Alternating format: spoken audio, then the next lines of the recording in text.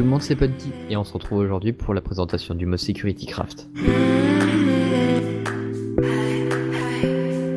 Le mode va vous permettre de protéger vos items ainsi que vos bases, et commençons par les laser blocks qui vont permettre d'activer un système redstone quand un joueur passera au travers du fil rouge. Et pour que les blocs fonctionnent, il faut juste positionner les blocs, on va dire symétriquement, parallèles. Il faut qu'ils soient juste en face les uns des autres. Et vous devez en poser un donc ici et puis un là. Et dès que le rayon rouge apparaît, ça veut dire que tout fonctionne correctement. Donc comme je vous le disais, dès que vous placez de la redstone qui est reliée à ces blocs, hop, comme ceci est relié donc à un item qui utilise la redstone, et que vous passez par le rayon rouge, ça active la redstone. Alors maintenant il y a le Universal Block Modifier qui va vous permettre de customiser tous vos blocs. C'est une sorte de petite baguette magique, excusez-moi entre guillemets, qui va vous permettre de rajouter des modules à vos différentes machines disponibles dans le mode. Et maintenant je vais vous présenter l'inventory scanner qui permettra donc de vérifier, enfin plutôt de supprimer ou de tout simplement vérifier l'inventaire des personnes qui vont passer à travers les deux blocs.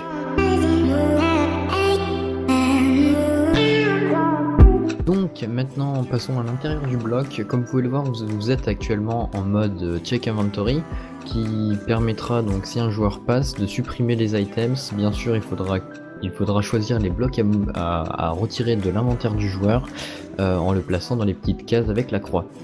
Vous pouvez aussi mettre les blocs en mode redstone, donc c'est-à-dire que dès que quelqu'un passe, s'activera un système redstone.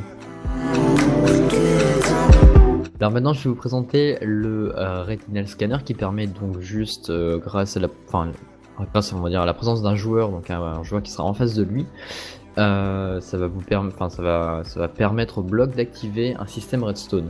Donc on va faire une petite mise en situation. Donc on va commencer à placer les blocs. Alors hop, un comme ça, on va mettre la porte juste à côté. Tac, puis bon, ça c'est déjà activé. Bon voilà, donc, ça s'active, et dès que vous allez normalement vous mettre en face du bloc, le système redstone va s'activer. Donc maintenant je vais vous présenter le username logger qui permet tout simplement d'enregistrer un joueur grâce à un signal redstone, donc soit grâce à la redstone de Minecraft de base, soit grâce au mode. Donc quand vous actionnez le levier et que vous le refermez par exemple, ça va tout simplement faire comme un historique à l'intérieur du logger et savoir quel joueur a utilisé le levier. Donc maintenant je vais vous présenter les deux derniers blocs les plus importants. Donc excusez-moi, il y a plutôt 3 derniers blocs. Donc le premier c'est un coffre-fort, qui est tout simplement comme un coffre avec moins de place et qui utilise donc un code, un mot de passe qu'il faut créer. Pareil pour le coffre à code, donc là c'est un chest normal, donc avec les places d'un simple chest et avec un mot de passe en plus. Et en dernier vous avez un four avec un mot de passe qui, je pense que c'est très pratique dans les serveurs où il y a des gens qui peuvent vous voler votre nourriture qui est en train de cuire.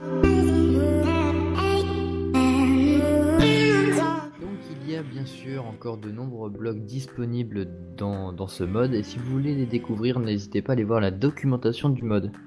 Pour finir, vous avez la cage, donc tout simplement en sautant dedans, le joueur sera capturé dans le bloc. Bien sûr, la meilleure façon de le piéger, ça sera de mettre le bloc dans la terre. Donc la vidéo touche à sa fin. Merci d'avoir visionné cette vidéo, on espère que ça vous aura plu.